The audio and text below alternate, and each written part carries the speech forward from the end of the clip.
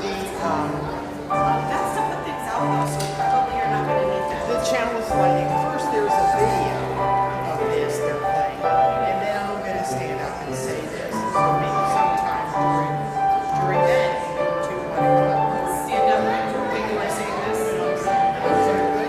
Sure. Yeah. Okay. Whenever you. And then, But this is so we can stand up, there's a chalice there. Yeah. Or you can just hear him and go. It's a video first of this, then I'm going to start saying this. Okay, so we can wait until Ellen is talking and then we can do that. And we like the chalice together.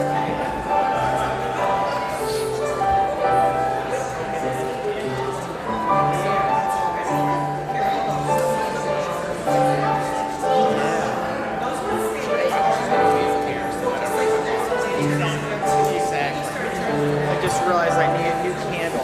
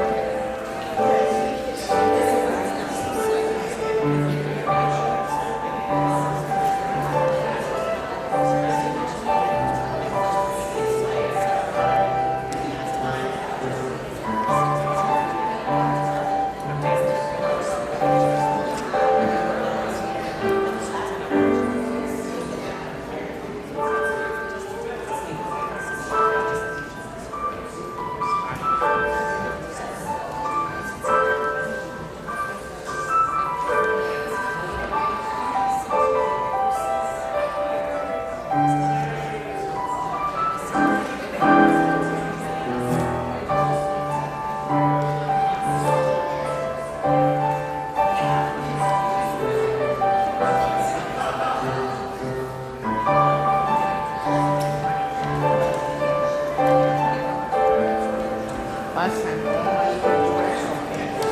This one's getting low.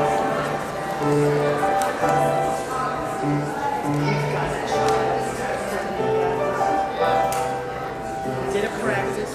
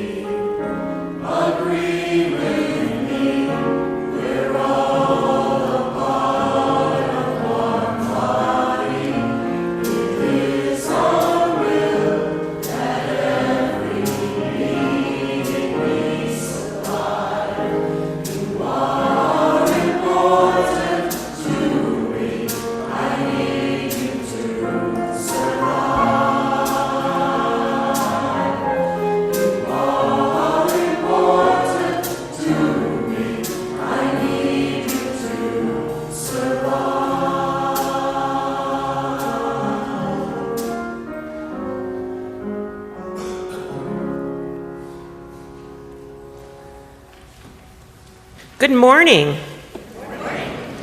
I'm the Reverend Denise Colley. My pronouns are she and hers, and I am the interim minister here. And I am so excited about today's service that I missed my freeway exit because I was boogieing in my car. I could hardly sleep. I was so excited to come today. I know that some of you haven't heard of Jon Batiste because when I told the worship team I wanted to do this service, a number of them went, "Who?" So if you don't know, I hope you will leave today's service wanting to go download some music and watch some videos and watch the Netflix documentary. And if you do know, I hope this encourages you to go deeper and look at this as a bridge and look at all the ways that music invites us to be interconnected in our world. I think that that's more important than ever with all of the ways that we are experiencing disruption, war. I know I was watching news reports last night with what's going on with Iran and Israel, and I'm worried.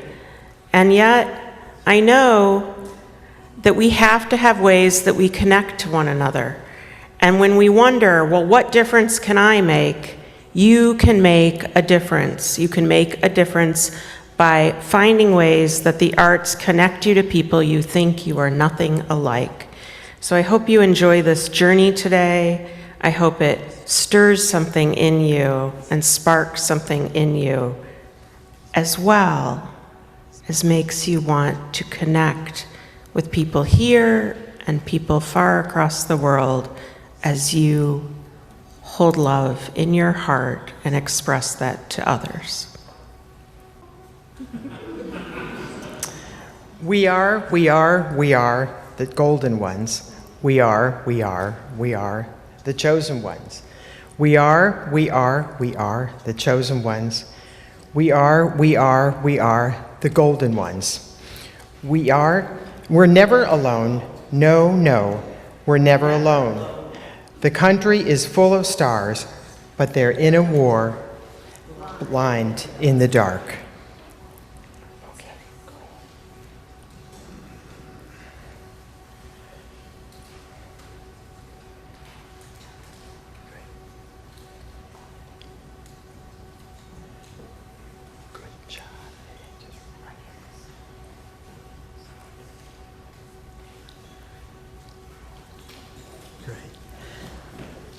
Please rise as you are willing or able to sing hymn number 183, The Wind of Change Forever Blown,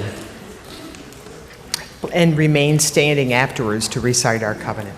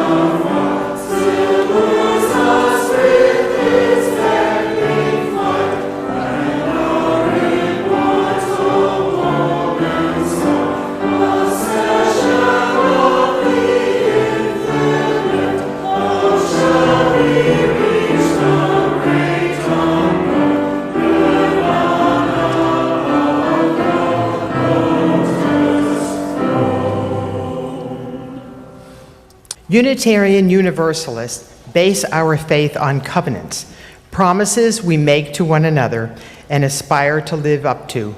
Please join me in reaffirming our congregational covenant. We unite to strengthen the bonds of kinship among all persons, to promote human dignity, and to increase reverence for life's creating, sustaining, and transforming power through worship, study, and service. Good morning. My name is Marta K. Shanae. I use she and her pronouns, and I am the REM, or Religious Exploration Manager, here at Countryside Church.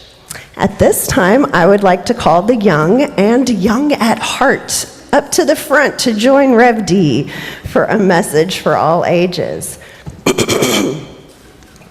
While you guys are coming up, I do want to let you know, in your classrooms, I have a survey waiting because I want to hear from the kids. What do you love about our RE program here at Countryside?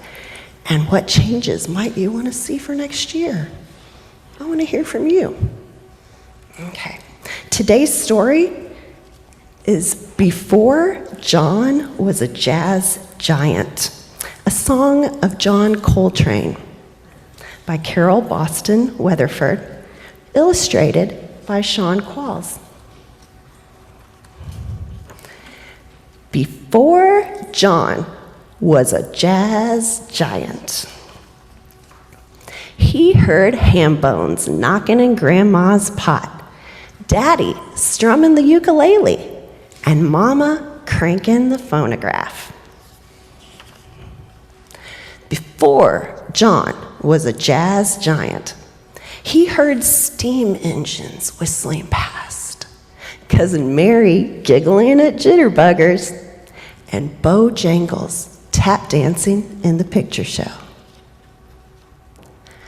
Before John was a jazz giant, he heard Grandpa's Sunday sermons, Mama playing hymns for the senior choir, and the Scoutmaster's call to join a band. Before John was a jazz giant, he heard birds warbling at sunrise, the sobs of kinfolk at family funerals, and cheers as he marched in parades. Before John was a jazz giant, he heard big bands on the radio and a saxophone's soulful solo, blue notes crooning his name. Before John was a jazz giant, he picked up that horn, blew into the mouthpiece, pressed his fingers on the keys, and breathed every sound he'd ever known into a bold new song. Before John was a jazz giant, he was all ears. And now we're going to sing you out to your classrooms. Hey, Reese, could I get you to carry the chalice for us?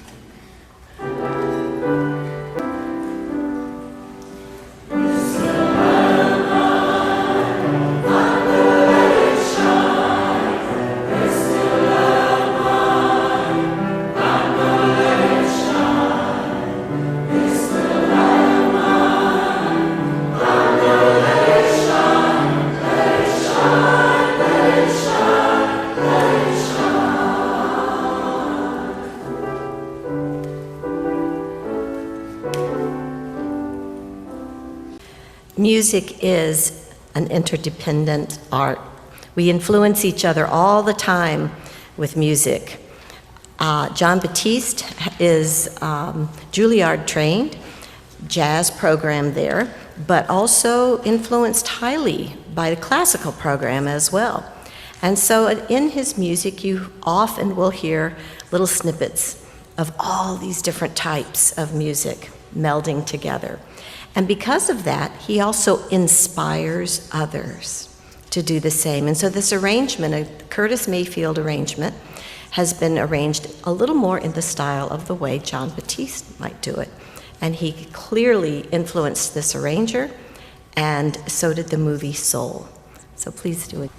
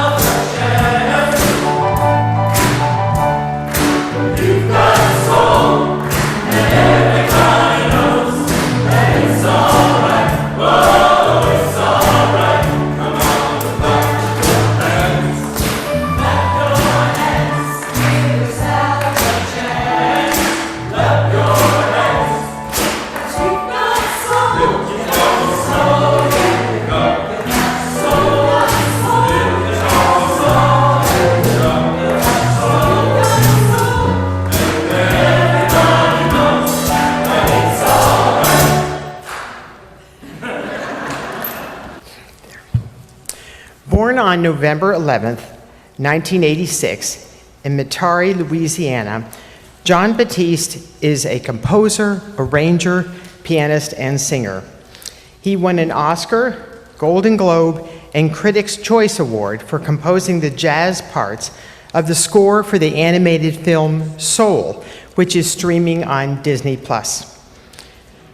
Billboard magazine says he's one of the most multifaceted and busy artists working today. Jon Batiste sometimes seems like a superhuman, a seemingly inexhaustible bundle of exuberance, creativity, and energy. The New Orleans-bred, Julliard-trained pianist, singer, songwriter, and composer with his band Stay Human spent 7 years gaining a huge audience as a band leader on The Late Show with Stephen Colbert. He's led love riots through the streets of New York, playing his melodica literally among the city's inhabitants. And he's, of course, won Grammys, 5 last year alone, including Album of the Year for his We Are. The moving documentary, American Symphony, shows Batiste, like so many artists, has a complex private life that his public rarely glimpses. Capturing an especially high and low-filled year in Batiste's life, it interweaves Batiste's experiences as he composes the ambitious titular orchestral work for a Carnegie Hall debut with the harrowing journey he and his partner, the author-artist Suleki Jawad, find themselves on when, after a decade in remission, her cancer returned. All shortly before his astounding 11 Grammy nominations.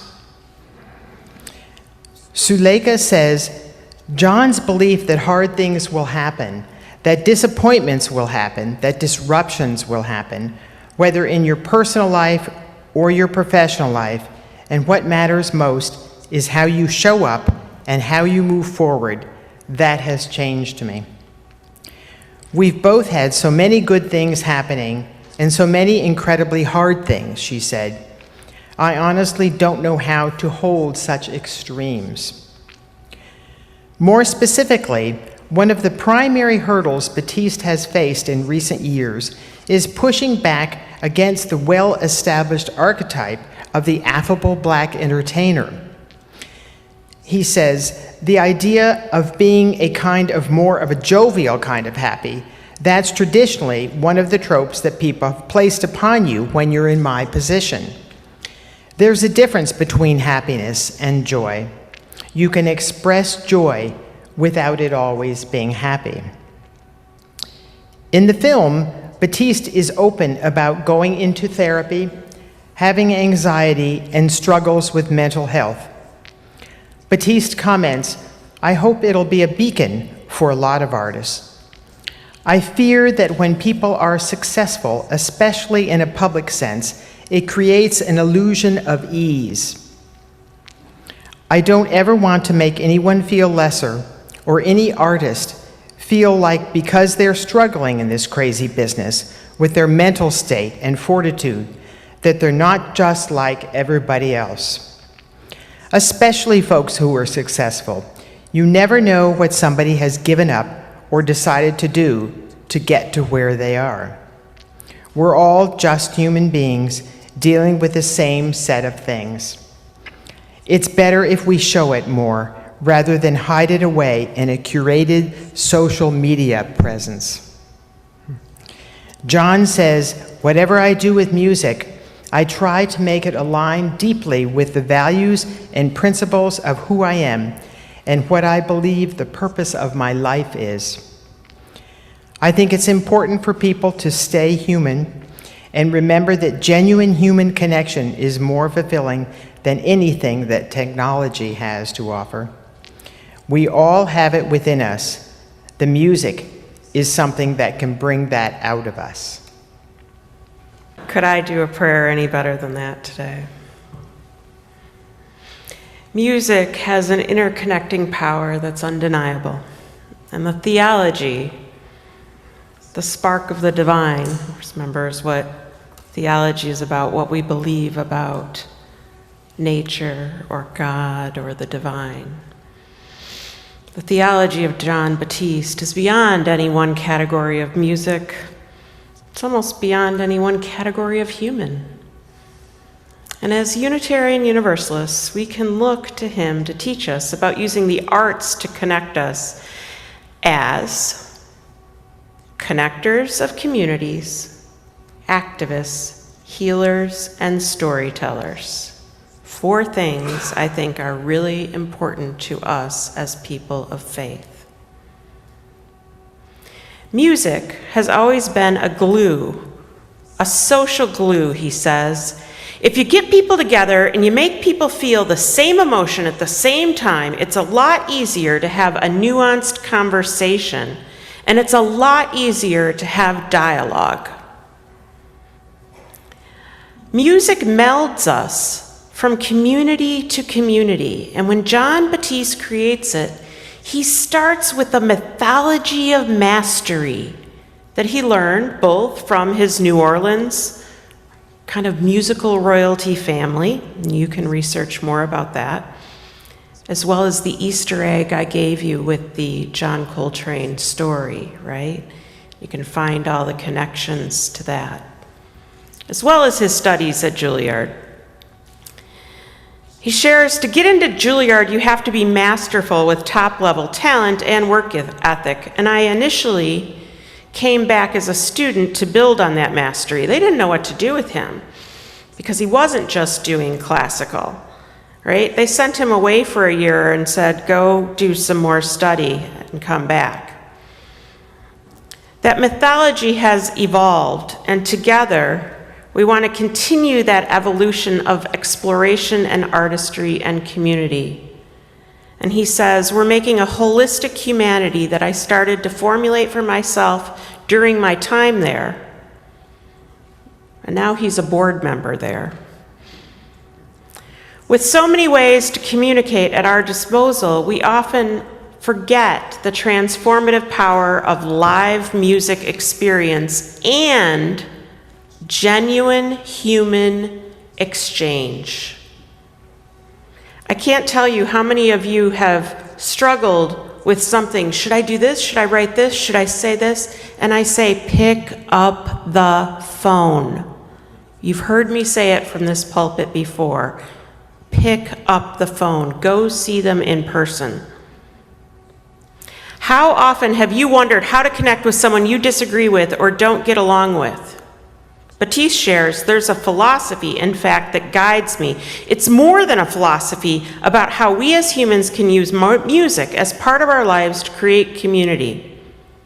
There have been all these different ways that we've used music in New Orleans that are rooted back to what I call social music.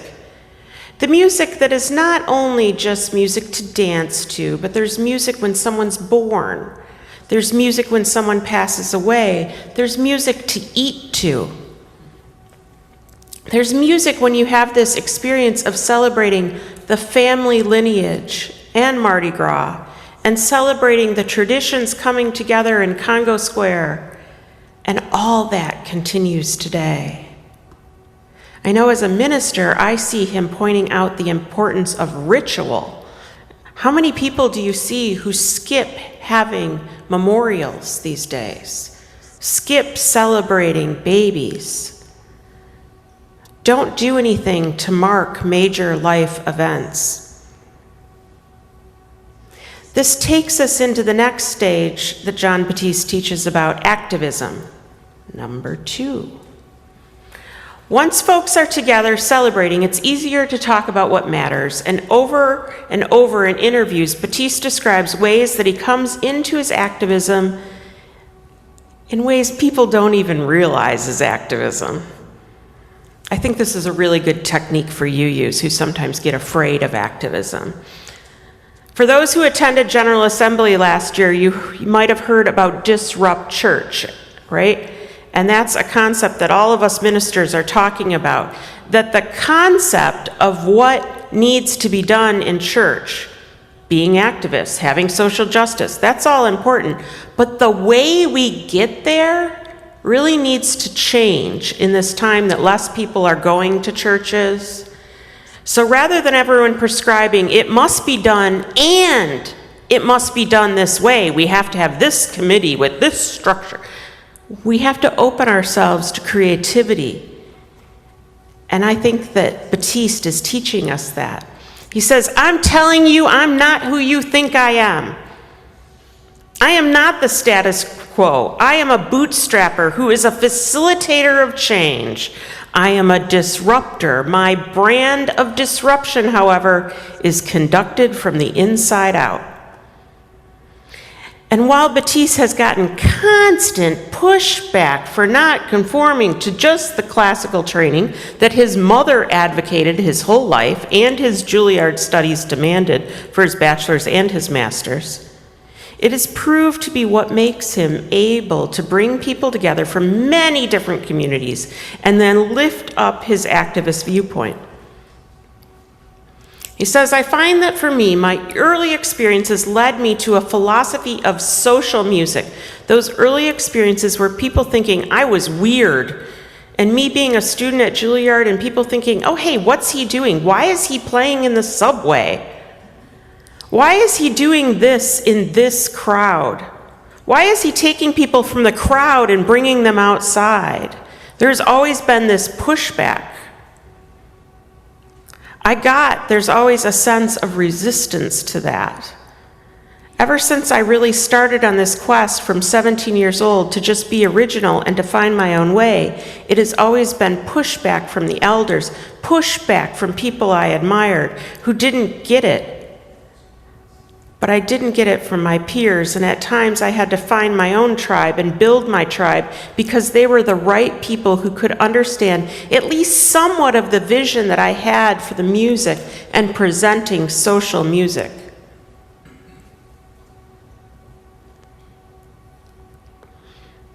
The New York Times wrote, Mr. Batiste and his organizers are weighing the logistics of taking We Are protests to cities across the United States in the coming months, focusing on a practical goal, voter registration, and the exposure of voter suppression.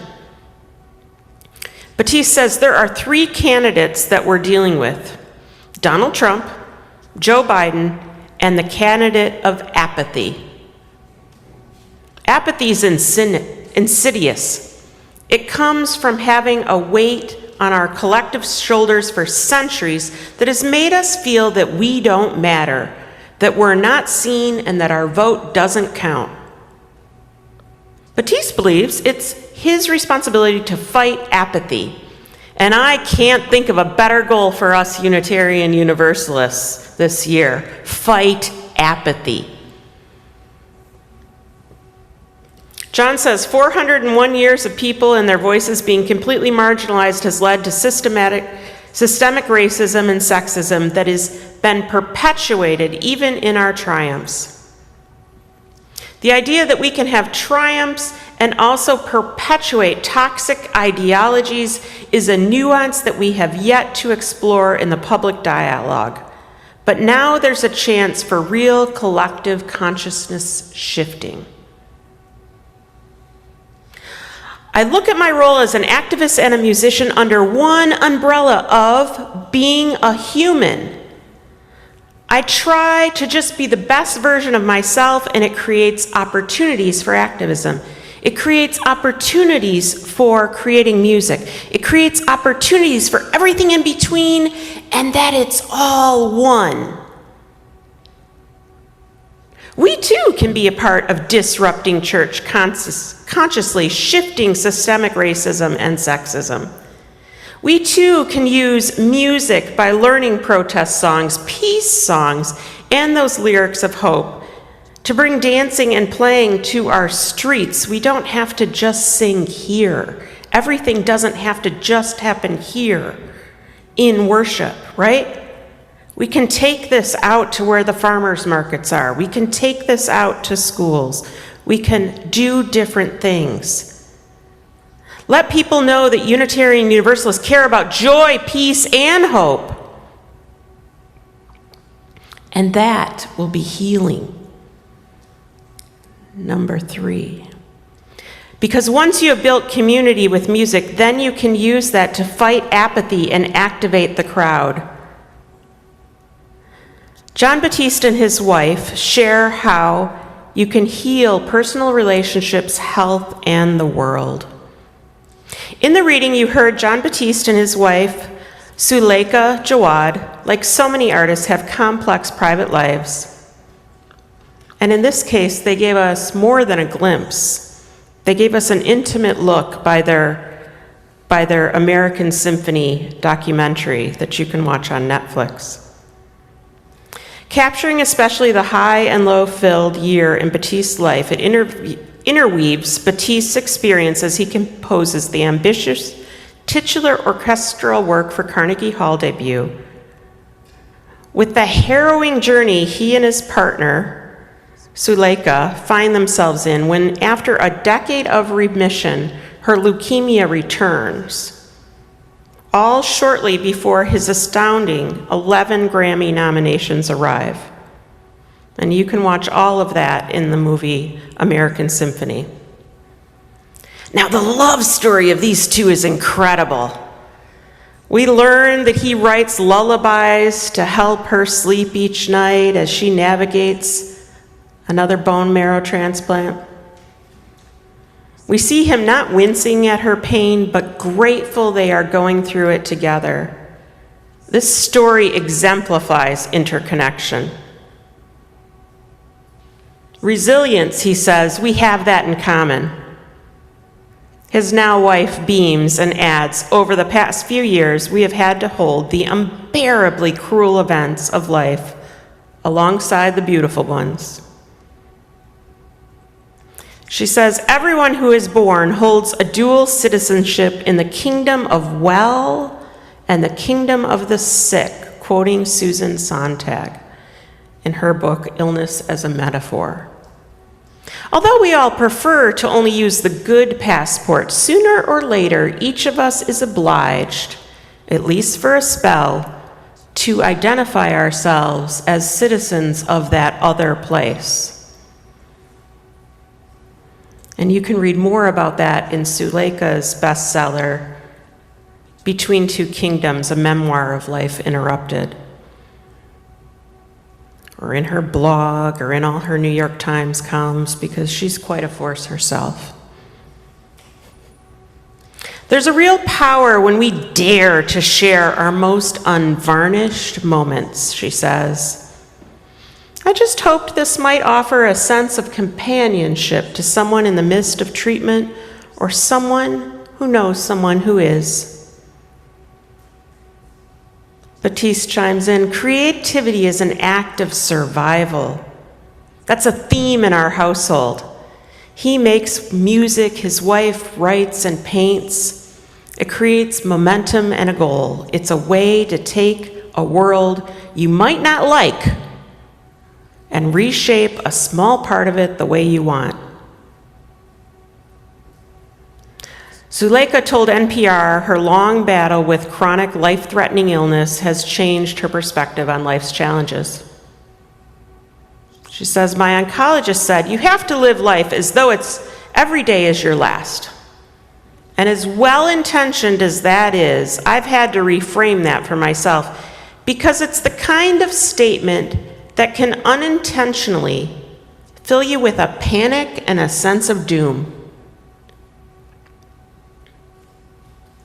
Jawad said, instead, I've had to shift into a mindset of living every day as if it's my first, of waking up with a curiosity and a sense of wonder that a newborn might. A curiosity and sense of wonder. Now, we can all bring that to one another to help us heal. If we can all do that in the darkest times, or do that for one another, then we can live like a new day, the one we want to bring as an example of how to live. How much healing could we gift one another? Curiosity and wonder are essential to heal the interconnected web. In fact, one of the songs you're going to hear, Butterfly, was one of the lullabies he sang her when she was going through treatment. They had met in band camp at Julliard when they were teenagers, young teenagers. And then he heard she was sick the first time, and he brought his street band into her hospital room the first time. What a beautiful story. As humans, we are all made up of stories. Another author you have heard me quote many times is Thomas King, who wrote The Truth About Stories, a Native Narrative. He says, the truth about stories is that that's all we are. Stories are wondrous things, and they are dangerous. You have to be careful with the stories you tell, and you have to watch out for the stories that you are told. I find myself wondering if Jon Batiste has read some Thomas King. Because when I listen to Batiste talk about the power of storytelling, it sure sounds familiar. Freedom, the universal quest for liberty, the experience of pain, needing to cry, and finally that we need one another are all themes in Jon Batiste's storytelling. Part of his success as a musician is to take us on rides through the depths of all our senses. I first heard Batiste when he was announced as the band leader with The Late Show with Stephen Colbert. And the ways that he would get major stars to play, not just to play music, but to play, just really attracted me. I loved this. And it led me to learning more about his music and following his career. And during my own ministerial discernment and then traveling to seminary and the many trips required to be at UU gatherings, my travel companion was often Jon Batiste.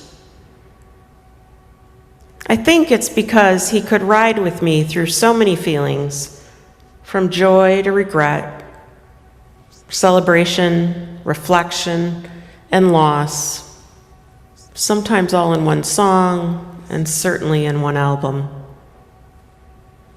There are some songs that I played on repeat over and over and over. And they mimicked themes we were taking up as we learned how to minister to other Unitarian Universalists. As we explored anti-racism at a depth deeper than I had ever visited and confronted systematic oppression, I listened to his album, Hollywood Africans. I was first fascinated that he was referencing the John Michael Basquiat painting, which itself is a history lesson of Black artists dating back over 100 years. Batiste has this way of weaving story, art, history, and social commentary like that of theological reflection. Pay attention. These are rich stories, and there is much to discern. Songs from that album like the St. James Infirmary Blues and The Very Thought of You take me back to moments of car dancing, and then the next song will hit me with regret and melancholy and hot tears running down my face. These stories open us up to the human condition and provide us an outlet for our true selves to realize that we are not alone. Even when we feel that, we are indeed interconnected to the great human story. So this is a love story to all of you. To all of you. Will you feel your feelings? Will you dare heal them in community? Will you activate with others in that community you build and seek out ways to connect and heal others? These are the lessons of Jon Batiste and Suleika Jawad. I close with a quote from each of them. 1 John. He who looks around and finds who's in need has made the best investment as a human being. You know that he who looks around to find who's in need has made the best investment in his legacy. And she says, may I be awake enough to notice when love appears and bold enough to pursue it without knowing where it will end.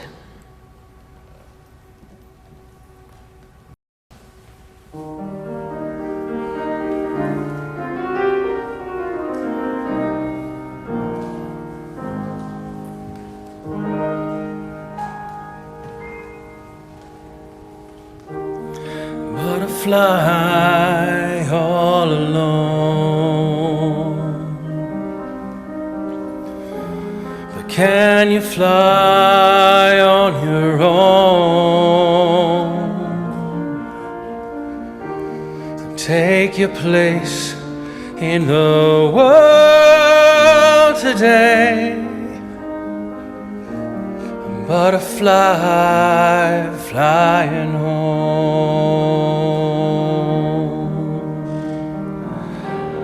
Cherry plums and chewing gum, mini skirts and cars that hum. I see you driving round with your head held high, butterfly flying home.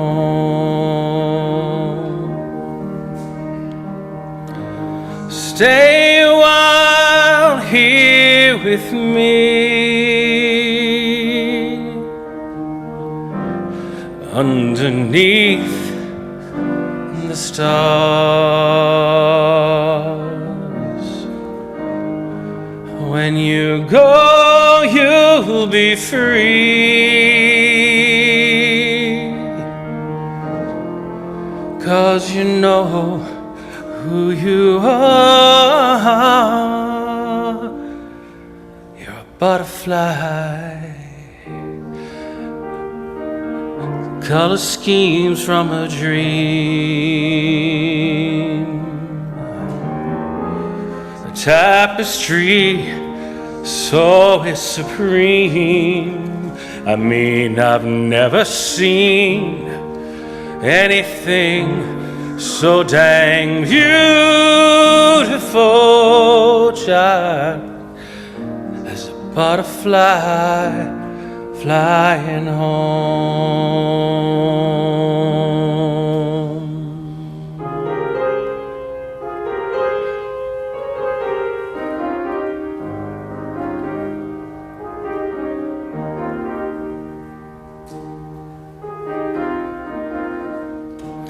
Flying home.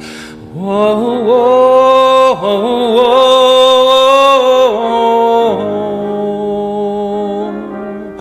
whoa, whoa,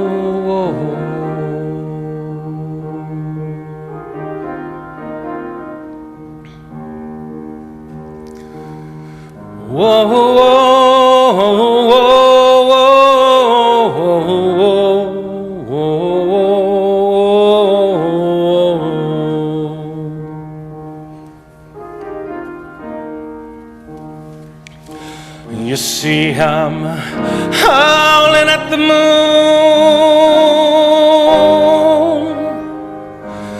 day and night. Ooh, you see, I'm crazy as a loon, but I'm alright, all dressed in white,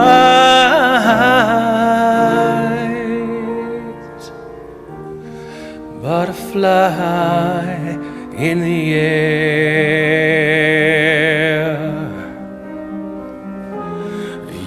you can fly anywhere. A sight beyond compare, a sacred song in a sacred tone. Butterfly flying home.